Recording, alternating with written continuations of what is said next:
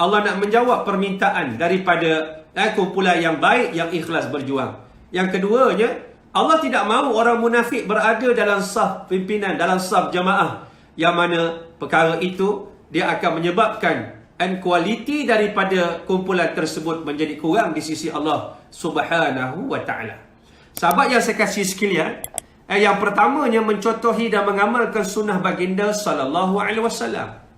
Di sana ada sunnah-sunnah yang wajib yang Nabi lakukan. Antaranya apa? Kita tengok ibadah yang khusus, rukun Islam yang 5. Wajib solat, wajib puasa, wajib zakat. Wajib ini merupakan sunnah-sunnah yang wajib.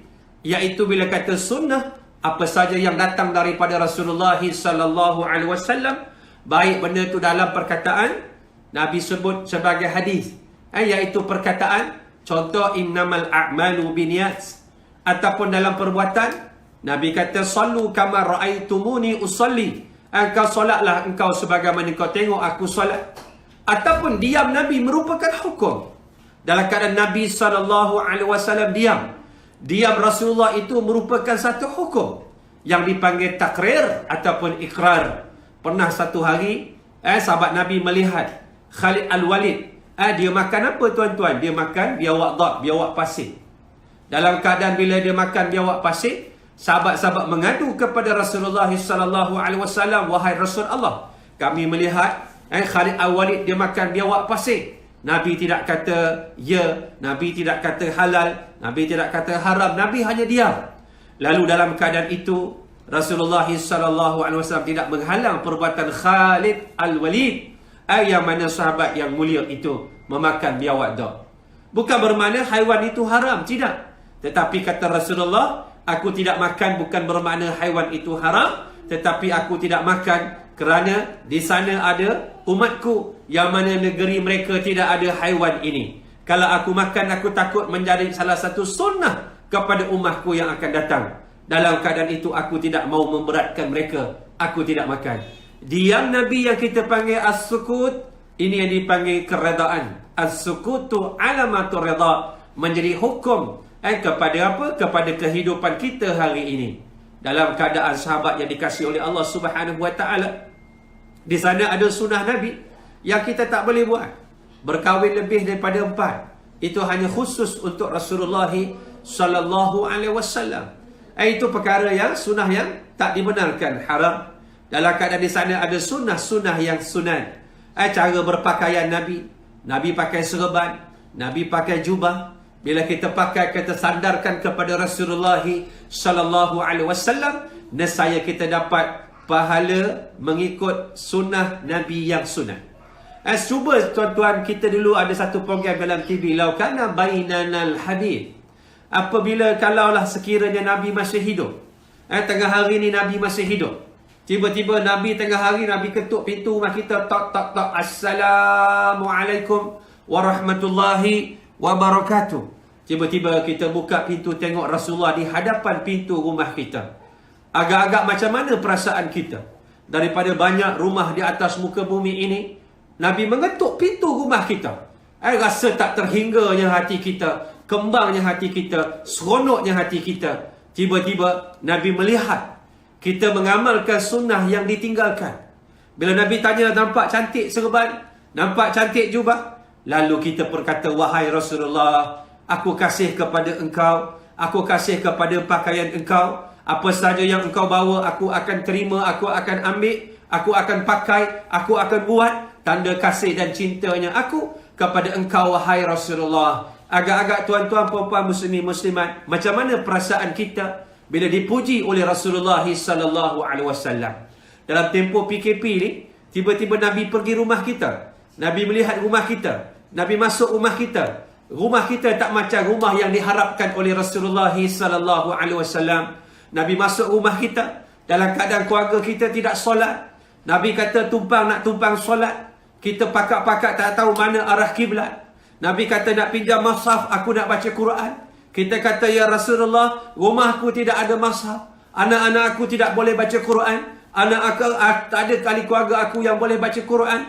Dalam keadaan itu Nabi melihat keadaan rumah tangga kita tidak seperti rumah tangga yang diharapkan oleh Rasulullah sallallahu alaihi wasallam. Ini menunjuk dan menandakan kepada kita bahawa kita tidak melaksanakan apa yang Nabi perintahkan. Dalam masa yang sama kita nak mencontohi Rasulullah sallallahu alaihi wasallam. Tanda kita kasih dan cinta kepada baginda sallallahu alaihi wasallam. Sebab apa tuan-tuan puan-puan muslimin muslimat? Apabila kita menceritakan tentang ketaatan, ketaatan itu menunjukkan tanda kita kasih pada sesuatu. Sebab itu bila Allah bawakan dalam surah Al-Baqarah, antaranya ayat 165, bila Allah menyebut wa minan nasi may yattakhidhu min dunillahi andadan yuhibbunahum ka hubbillah. Perkataan hub, mahabbah disebut di situ. Di antara manusia itu ada yang mengambil sembahan-sembahan, Tuhan-Tuhan yang disembah. Kadang-kadang namanya berhala, namanya Lata, namanya Uzza, namanya Is'ab, namanya Manat, namanya Suwa', Yaghus, apa saja namanya, dia beri dengan nama-nama tertentu disembah. Kadang-kadang yang disembah itu bulan, bintang. Kadang yang disembah itu dewa-dewa yang mereka kasih, yang mereka cinta, kahubbillah, seperti mana mereka cinta kasih kepada Allah Subhanahu wa taala. Lalu Allah datangkan sifat orang yang beriman, yang mendirikan solat. Yang tak lama lagi ni nak masuk hari Sabtu ni, insya-Allah hari Jumaat ni kita akan puasa, yang mana disebutkan oleh Allah walladzina amanu asyaddu hubbalillah. Adapun orang yang beriman itu sangat kasih dan cinta kepada Allah Subhanahu wa taala. Dengan arti kata lain bahawa sifat kasih ini apabila dalam pengabdian dia membawa satu kesan yang luar biasa. Ini sebab itu dalam mengabdi diri kepada Allah, ada yang ibadahnya ibadah seorang hamba. Bila tuan dia tengok dia solat, tuan tak tengok dia tak solat. Bila tuan dia ada dia buat, tuan dia tak ada dia tak buat. Tuan dia tengok dia kerja, tuan dia tak tengok dia mulau. Ini ibadah hamba. Ada ibadah yang kedua kerana ibadah saudagar. Apabila di sana ada keuntungan dia buat, tak ada keuntungan dia tak buat. Bila jangan 4 Ramadan itu untung, tak sembahyang berniaga, dalam keadaan berniaga untung. Walaupun yang niaga tak sembahyang, kadang-kadang yang niaga tak puasa, dalam keadaan itu dia seronok kerana dia nampak imbangan dia, pulangan dia ialah keuntungan dunia. Dia pulut sehingga dia memilih-milih ibadah. Dia melihat sembahyang ini walaupun 3-4 minit, dia rasa berat dalam keadaan tak ada pulangan. Ini sifat manusia.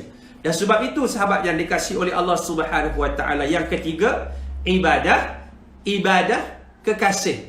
Bila kita kasih kepada seseorang, dalam keadaan persembahan kita itu yang terbaik. Dia tak rasa berat berpuasa, dia tak rasa berat tutup aurat, dia tak rasa berat bila mana dia mendirikan solat. Kata Imam Asy-Syafi'i rahimahullah dalam kitab dia, dalam Diwan Asy-Syafi'i, dia menyebut dalam satu kata-kata dia, kata-kata hikmah dia. Kita ulama membahagikan bahawa pada zaman Imam Asy-Syafi'i itu tidak dipanggil syair. Seperti mana di zaman Nabi ada syair Arab sebelum Islam, zaman jahiliyah, setelah Islam. Tapi dipanggil kata-kata daripada Diwan Asy-Syafi'i itu sebagai kata-kata hikmah. Antara yang disebutkan oleh Imam Asy-Syafi'i rahimahullah dengan kata-katanya, ta'sil ilaha wa tudhiru hubbahu, hadza muhalun fi qiyasi badi'u, law kana hubbuka sahihan lahu la'ata'tahu, fa innal muhibba lima yuhibbu muti', fa innal muhibba lima yuhibbu muti'. Nak sebutnya, kata Imam Asy-Syafi'i, kamu maksiat pada Allah Subhanahu wa taala, kamu lawan dia, kamu ingkar dia. Apa yang dia perintah kamu tak buat, yang dilarang kamu buat. Dalam masa yang sama kamu menzahirkan bahawa kamu kasih kepada Allah. Perkara itu kata Imam Asy-Syafi'i, hadza muhalun, mustahil, fi qiyasi badi'u, mustahil. Sebab orang-orang dulu yang kasih kepada Rasulullah sallallahu alaihi wasallam, mereka taat kepada Allah. Kerana apa? Kasih kepada Allah terikat dengan kasih pada Rasulullah.